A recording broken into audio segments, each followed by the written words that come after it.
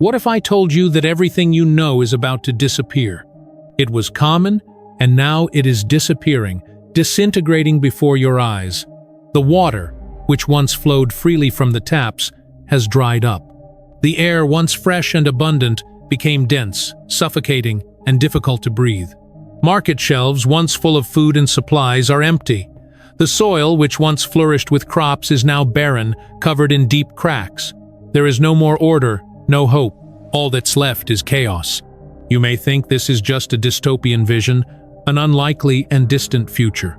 But if you look closely, you will see that we are already taking steps in this direction. The world as we knew it is changing. The COVID-19 pandemic was one of the greatest signs of our collective fragility. In just a few weeks, everything that seemed solid and stable began to crumble. The freedom to come and go was interrupted.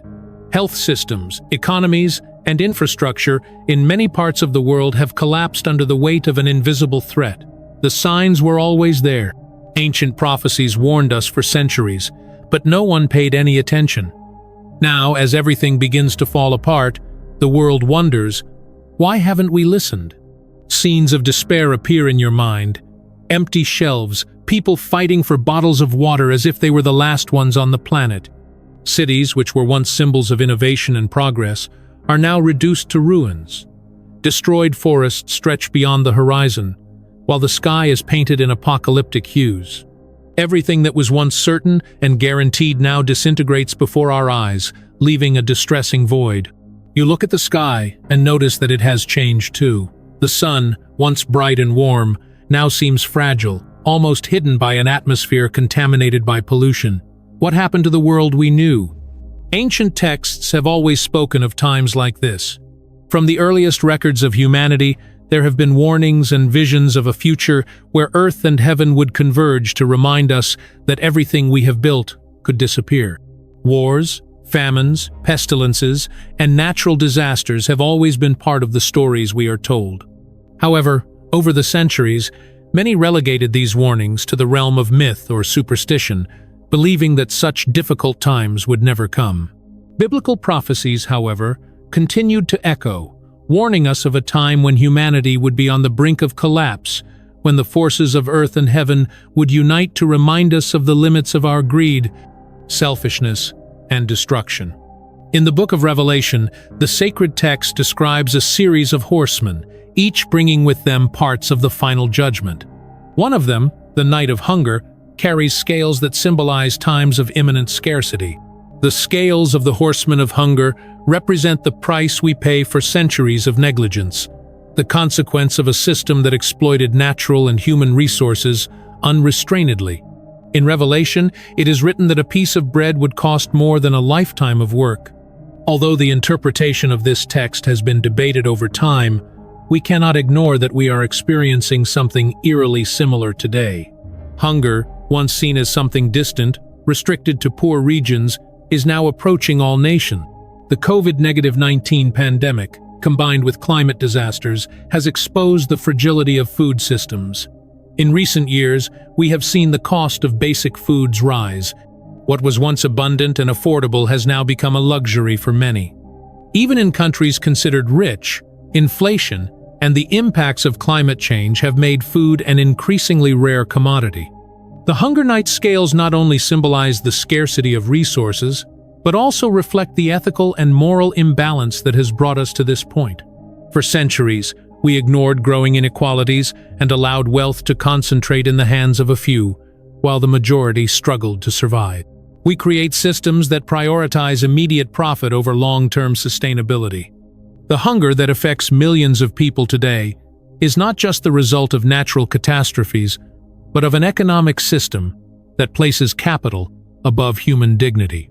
This imbalance challenges us, and biblical prophecies, which many considered figurative, seem more real than ever. A simple loaf of bread, which was once a guarantee for any ordinary family, is now beyond the reach of many. We are witnessing with our own eyes what ancient texts warned us about: difficult times that transcend eras and cultures. Hunger, in addition to being the result of climate disasters, is also the result of a system that perpetuates inequality and neglects the most vulnerable. Here is the text formatted in an organized and structured way for easy reading. Long ago, large agricultural corporations and industries, in search of profit, degraded the land. They used chemicals that poisoned the water and destroyed the ecosystem.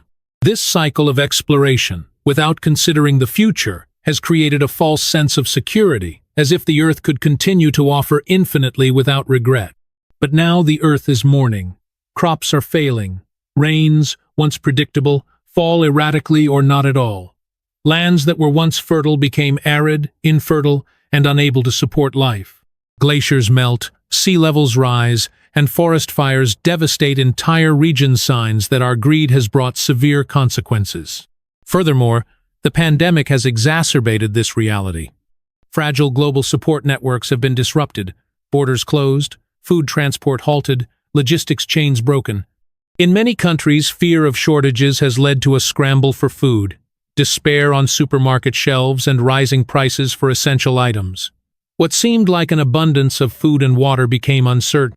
And it's not just physical hunger that we face. There is also a hunger for justice, compassion, and empathy. As the world descends into chaos, we see the love between people grow cold, just as the scriptures predicted. This crisis is not just one of resources. It is a crisis of the human soul. Individualism takes the place of solidarity. Instead of coming together to help each other, many choose self-preservation, ignoring the suffering around them. Hunger has become a symptom of the imbalance that has struck the human heart. It is not only a message that scares us, but also a reflection of lost values, passion, and solidarity. We need to seek sustainability. We must learn from those who live in harmony with nature, such as indigenous communities, who have always preserved the wisdom of the earth. We also need to look at others with more empathy and solidarity. The crisis we face is global, but solutions begin locally, in our communities, in our daily choices. We can build a fairer world where hunger is no longer a shadow. However, we live in a time when climate problems, epidemics, wars, and shaky diplomacy between countries create immense challenges. Clear signs of an imminent collapse are all around us. The earthquakes, increasingly frequent and devastating, seem to tear the planet in half, as if the earth wanted to free itself from the weight of humanity. Huge landslides swallow entire cities, while hurricanes and tornadoes appear in places where they never existed before. Nature is in rebellion. Tired of being exploited and destroyed, it begins to take its toll. Hunger spreads like invisible dust. Once abundant food, milk, meat, fruit disappears from shelves and fields, leaving populations desperate. The social collapse is evident. People fight in the streets, not for money or power, but for food, for water, for a chance at survival. Governments are incapable of dealing with the crisis. Fear of the future is written on people's faces, fueled by news of political instability, climate change, and global security threats. Reaction is the basic survival instinct. Many begin stockpiling food as a precaution, a reflection of both human instinct and the need to protect their families. But how did we get here? Centuries ago, the signs were before us, recorded in religious texts, and the subtle changes of nature. The Bible, for example, warns about difficult times. In Proverbs and in Jesus' Sermon on the Mount of Olives, he speaks of wars, rumors of wars, famines, pestilences, and earthquakes, in various processions of an age of suffering. We choose to ignore the warnings. Driven by the illusion of infinite progress, we believe that the world would continue to serve us without limits. Ambition and selfishness have become constant companions of civilization. We accumulated wealth, built empires, and created technologies that promised comfort, security, and power. But we lost something essential. We have forgotten the wisdom of living in harmony with the environment, and of recognizing that the well-being of all depends on the well-being of each one. Our disconnection with nature and others has brought us to this point. Governments and corporations, which should protect us, have fostered a system that prioritizes profit over human dignity. Now we face the consequences of centuries of neglect. This crisis is not just environmental or climate, it is spiritual, moral, and social. It is a call to reevaluate our priorities, seek balance, and rebuild a world where humanity lives with respect, solidarity, and compassion. The very foundation of human life is threatened. The natural cycle of renewal, which for millennia allowed life to flourish, has been broken. And now, the nature that has always been resilient and patient reaches its limit, unable to regenerate itself as human pressure continues to increase. But perhaps what is more frightening than physical collapse is the internal degradation, the erosion of our humanity. The prophecies speak of a time when love would grow cold, when human hearts would become difficult and indifferent. We live in that time now. The love that once united families, sustained communities, and created networks of solidarity is slowly being exchanged for a desperate struggle for individual survival. So, what was a cooperative society which valued the common good is now fragmenting into a battle where the law of the strongest prevails. The pandemic of selfishness, indifference, and lack of empathy has corrupted the pillars of our civilization. What happened to compassion, to the ability to look at others and recognize our own fragility in them? How do we allow ourselves indifference, fury, and apathy to exchange the desire to care and protect? This dehumanization is even more devastating than the destruction of ecosystems or economic collapse, because it corrupts the soul of society, turning it into a space where fear and distrust dominate. We are therefore facing a bifurcation. The path to chaos is already well marked. It is the result of our collective shielding from desperate selfishness that has brought us to this critical point. Chaos manifests in environmental destruction, the collapse of ecosystems, social fragmentation, and the loss of connection to spirituality and others. Chaos is the inevitable consequence of a path of excess and disconnection. However, the other path, the path of redemption, is still available, despite being much darker and more difficult to follow. This is the path that requires a profound review of who we are, how we live, and how we relate to the world around us and to others. Redemption is not something that just happens. It requires work and transformation. It requires that we recognize the truth of our situation, that we accept our culpability and responsibility, and that we dedicate ourselves to changing the course of history. The Bible speaks of a faithful remnant, a small group of people who, despite hardships, remain steadfast in truth, compassion, and love for others. These people will be like mirrors of hope in the midst of darkness. But being part of this remnant is not easy. It means living differently, going against what the rest of the world believes is normal or acceptable. It means having the courage to face difficult truths and make decisions that will often be unpopular or even dangerous. And, most importantly, it means being willing to change yourself before trying to change the world.